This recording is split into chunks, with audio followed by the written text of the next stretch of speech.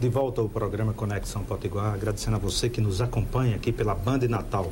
Nós estamos conversando no programa de hoje com o Carlos Eduardo Alves, que é candidato do PDT a prefeito da cidade de Natal. Eu gostaria de perguntar ao senhor sobre, neste bloco, conversarmos um pouquinho sobre a questão da Copa, sobre o papel da prefeitura em relação às obras, não somente de mobilidade, mas todas as obras que dizem respeito ao município. Qual o seu olhar sobre essa questão? Olha, a primeira constatação é que Natal perdeu muito. Você vê Salvador aqui na região Nordeste, Salvador investindo quase 4 bilhões, Fortaleza quase 3 bilhões, Recife quase 4 bilhões, Natal com 473 milhões. Agora, obras, todas elas absolutamente necessárias, sobretudo as obras de mobilidade urbana, como viadutos, túneis, estacionamento, ciclovia, praças, até jardins, pavimentação, né? A gente está com muito pouco investimento, e enquanto essas outras capitais, como as demais, todas já começaram as obras há 2 anos, outras obras há 1 ano e meio, 1 ano, Natal até hoje não começou uma só obra de mobilidade urbana. É um grave prejuízo, mas nós vamos iniciar. Pinto Júnior, desses candidatos todos, quem conhece a prefeitura é Carlos Eduardo, sou eu. Quem conhece Natal sou eu. Eu posso lhe assegurar que nós vamos fazer essas obras que estão previstas na Copa e nós vamos fazer muito mais. Nós vamos trazer fazer a orla de Natal, nós vamos fazer a ciclovia, nós vamos fazer estacionamento, nós vamos buscar os projetos de fazer os túneis que Natal precisa para melhorar esses engarrafamentos, né? Resolver o problema desses engarrafamentos. Nós temos o BRT, que é muito importante, deu certo em Curitiba, está dando certo em Curitiba, no Rio de Janeiro, em Belo Horizonte, está sendo adotado em Recife. Natal vai ter o seu BRT, linha exclusiva de ônibus, né? E isso faz fluir o trânsito, não fica um ônibus aqui, outro no meio, outro atravessado, né? Então vamos ter os BRTs, a gente vai fazer, nós vamos resgatar Natal, porque Natal realmente mergulhou no caos, na incompetência e na irresponsabilidade da prefeita Micarla de Souza. Então, o senhor falou em BRT, mas especificamente sobre ônibus, vai ser necessário uma negociação. Essa relação é sempre não muito explicada entre o município e as empresas de ônibus.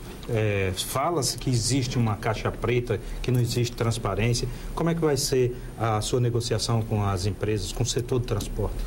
Olha, vendo o interesse do usuário do transporte coletivo, nós vamos fazer a licitação.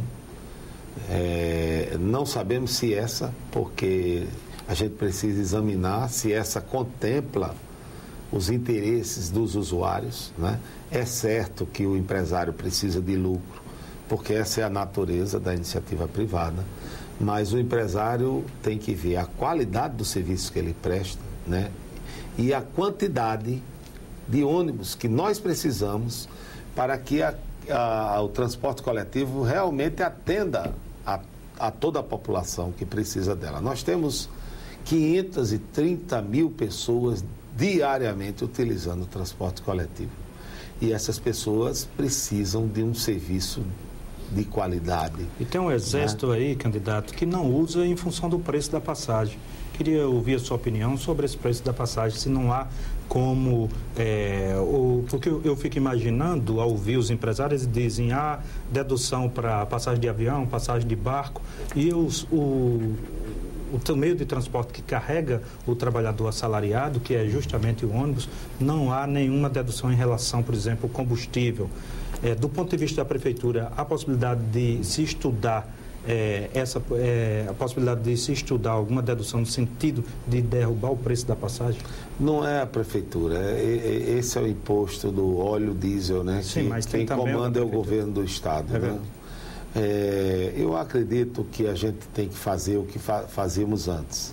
O Conselho do Usuário, que é composto de estudantes, cidadãos e cidadãs da cidade, secretária municipal, representante dos empresários, É um conselho muito representativo. E esse conselho é que examina e delibera os aumentos do transporte coletivo. Por isso que eu acho que esse conselho tem que ser resgatado, porque ele está completamente desativado. Ele sendo resgatado, a gente vai vai trabalhar com critérios, né, nessa questão do transporte coletivo. A questão é como constrói o preço da passagem, como chega a esse preço. Isso aí que está faltando, transparência, talvez... Na nossa época tinha, porque nós tínhamos o conselho, e as reuniões desse conselho não eram secretas, eram reuniões abertas, né? E a passagem de ônibus não era uma decisão unilateral do prefeito ou da secretária ou do secretário. É baseado no que o conselho decidir, né? Candidato, nós temos 1 minuto, mas queria lhe perguntar rapidamente sobre a questão da cultura. O que é que o senhor pensa? O que de novo que o senhor não promoveu no seu primeiro mandato, faria num próximo mandato em relação à questão cultural? Olha, a cultura foi uma prioridade e vai ser de novo.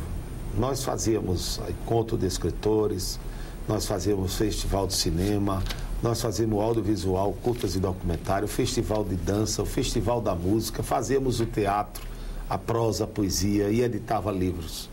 Toda essa política vai voltar, porque isso é muito importante, é fundamental para uma cidade cidadã ter realmente essa atividade cultural efervescente na nossa cidade, porque isso ajuda a formar melhores cidadãos e cidadãs.